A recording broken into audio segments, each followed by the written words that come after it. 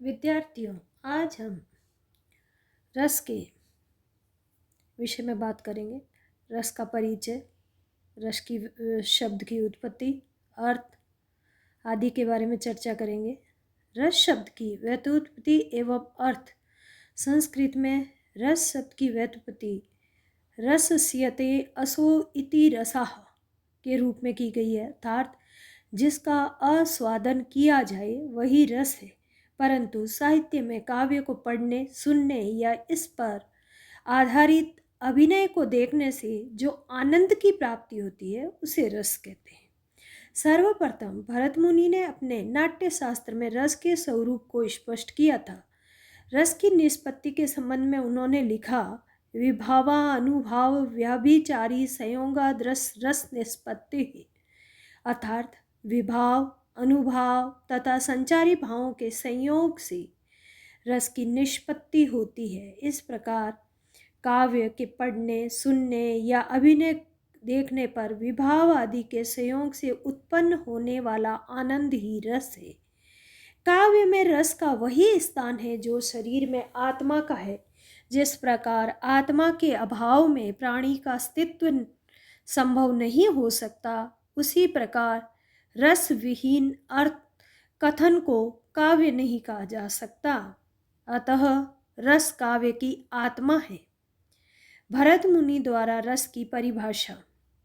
रस उत्पत्ति को सबसे पहले परिभाषित करने का श्रेय भरत मुनि को जाता है। उन्होंने अपने ग्रंथ नाट्य शास्त्र में रस के 8 प्रकारों का वर्णन किया है। रस की व्याख्या करते हुए भरत मुनि कहते हैं, सब नाट्य उपकरणों द्वारा प्रस्तुत एक भावमूलक कलात्मक अनुभूति है। रस का केंद्र रंगमंच है। भाव रस नहीं है, उसका आधार है, किंतु भरत ने स्थायी भाव को ही रस माना है। रस के प्रकार भेद: श्रृंगार रस, हास्य रस, रौद्र रस, करुण रस, वीर रस, अद्भुत रस, विभत्स रस, भयानक रस, शांत रस, वात्सल्य रस एवं भक्ति रस। रस शब्द की उत्पत्ति एवं अर्थ। संस्कृत में रस शब्द की उत्पत्ति रसस्यते असो इति रसा के रूप में की गई है, अर्थात जिसका आस्वादन हो सके वही रस है।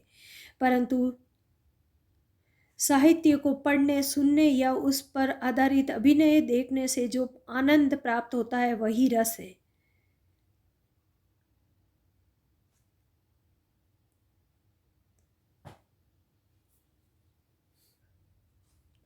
रस के अंग। रस के प्रमुख अंग इस प्रकार है: स्थायी भाव, विभाव, अनुभाव, संचारी भाव अथवा व्यभिचारी भाव। रस के इन विभिन्न अंगों का विवेचन इस प्रकार कर सकते हैं।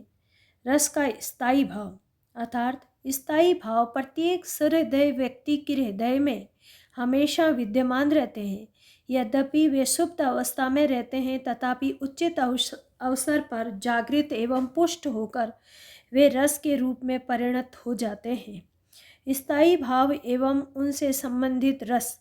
एक स्थायी भाव का संबंध एक रस से होता है। इनकी संख्या 9 है, किंतु कुछ आचार्यों ने इनकी संख्या 11 भी बताई है। ये 11 स्थायी भाव और इनसे संबंधित रसों के नाम इस प्रकार है: स्थायी भाव एवं रस।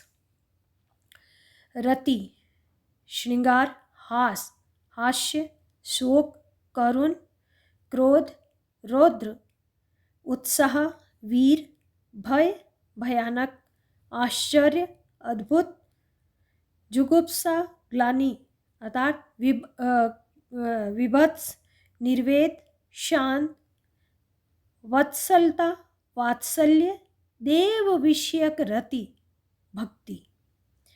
इनमें अंतिम 2 स्थायी भावों वत्सलता एवं देव विषयक रति को श्रृंगार के अंतर्गत सम्मिलित किया गया है।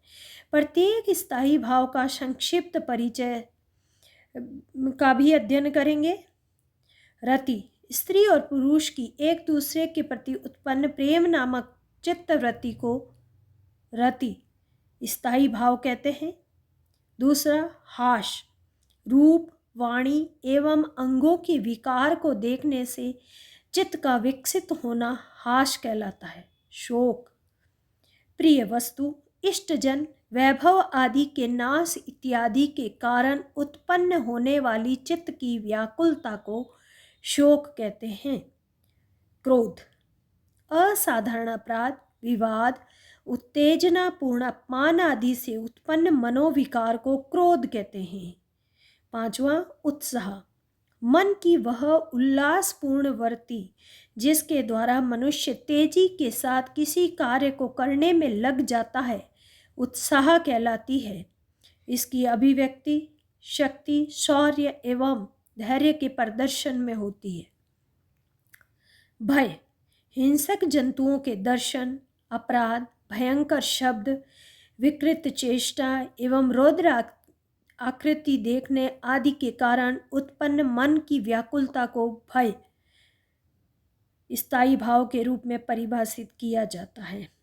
आश्चर्य, अलौकिक वस्तु को देखने, सुनने और स्मरण करने से उत्पन्न मनोविकार आश्चर्य कहलाता है।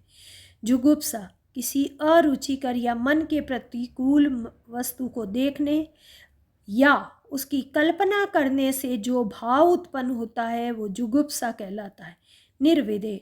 निर्वेद, सांसारिक विषयों के प्रति वैराग्य की उत्पत्ति निर्वेद कहलाती है। वत्सलता, माता पिता का संतान के प्रति अथवा भाई बहन का परस्पर सात्विक प्रेम ही वत्सलता कहलाता है। देव विषयक रति, ईश्वर की परम अनुरुक्ति ही देव विषयक रति कहलाती है।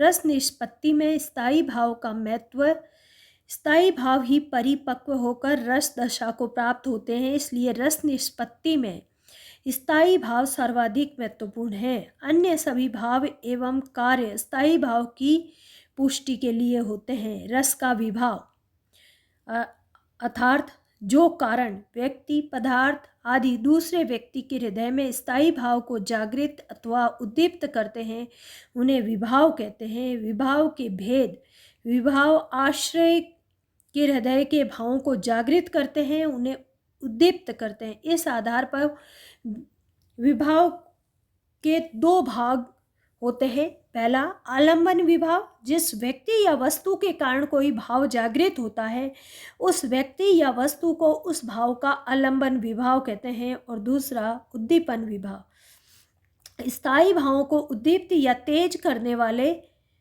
कारक उद्दीपन विभाव कहलाते हैं। आलंबन की चेष्टा एवं देश काल इत्यादि को उद्दीपन विभाव कहा जाता है। रस निष्पत्ति में विभाव का महत्व हमारे मन में रहने वाले स्थायी भावों को जागृत करने या उद्दीप्त करने का कार्य विभाव द्वारा होता है। जागृत तथा उद्दीप्त स्थायी भाव ही रस का रूप प्राप्त करते हैं। इस प्रकार रस निष्पत्ति में विभाव का अत्यधिक महत्व है। रस का अनुभव अर्थ, आश्रय की चेष्टाओं अथवा रति की उत्पत्ति को पुष्ट करने वाले वे भाव जो विभाव के बाद उत्पन्न होते हैं अनुभाव कहलाते हैं। भावों को सूचना देने के कारण ये भावों के अर्थात पश्चातवर्ती माने जाते हैं। अनुभावों के मुख्य रूप से 4 भेद होते हैं। कायिक अनुभाव, प्राय शरीर की कृत्रिम चेष्टा को कायिक अनुभाव कहा जाता है। दूसरा, मानसिक अनुभाव, मन के हर्ष, विषाद आदि के उद्वेलन को मानसिक अनुभाव कहते हैं। आहार्य अनुभाव, मन के भावों के अनुसार अलग अलग प्रकार की कृत्रिम वेश रचना करने को आहार्य अनुभाव कहते हैं। सात्विक अनुभाव, सत्व का अर्थ है प्राण, स्थायी भाव ही प्राण तक पहुंचकर सात्विक अनुभाव का रूप धारण करते हैं। रस निष्पत्ति में अनुभवों का महत्व, स्थायी भाव जागृत और उद्दीप्त होकर रस दशा को प्राप्त होते हैं। अनुभवों के द्वारा इस बात का ज्ञान होता है कि आश्रय के हृदय में रस की निष्पत्ति हो रही है अथवा नहीं। इसके साथ ही अनुभवों का चित्रण काव्य को उत्कृष्टता प्रदान करता है। रस का संचारी या व्यभिचारी भाव, जो भाव स्थायी भावों को अधिक पुष्ट करते हैं, उन सहयोगी भावों को संचारी भाव कहा जाता है। भरत मुनि ने संचारी भावों का स्पष्टीकरण करते हुए कहा है, ये वे भाव है जो रसों में अनेक प्रकार के विचरण करते हैं, रसों को पुष्ट कर आस्वादन के योग्य बनाते हैं। जिस प्रकार समुद्र में लहरें उत्पन्न होती है और उसी में विलीन हो जाती है, उसी प्रकार स्थायी भाव में भी संचारी भाव उत्पन्न और विलीन होते रहते हैं। संचारी भावों की संख्या 33 मानी गई है, जो इस प्रकार है: निर्वेद, आवेग, दैन्य, श्रम, मद, जड़ता, उग्रता, मोह, विबोध, स्वप्न, अपस्मार, गर्व, मरण, आलस्य, अमरस, निद्रा, अविद्या, उत्सुकता, उन्माद, शंका, स्मृति, मति, व्याधि, संत्रास, लज्जा, हर्ष, असूया, विषाद, धृति, चपलता, ग्लानि, चिंता, वितरक। रस निष्पत्ति में संचारी भावों का बहुत महत्व है। संचारी भाव स्थायी भावों को पुष्ट करते हैं। वे स्थायी भावों को इस योग्य बनाते हैं कि उनका आस्वादन किया जा सके। यद्यपि वे स्थायी भावों को पुष्ट कर स्वयं समाप्त हो जाते हैं, तथापि ये स्थायी भाव को गति एवं व्यापकता प्रदान करते हैं। धन्यवाद।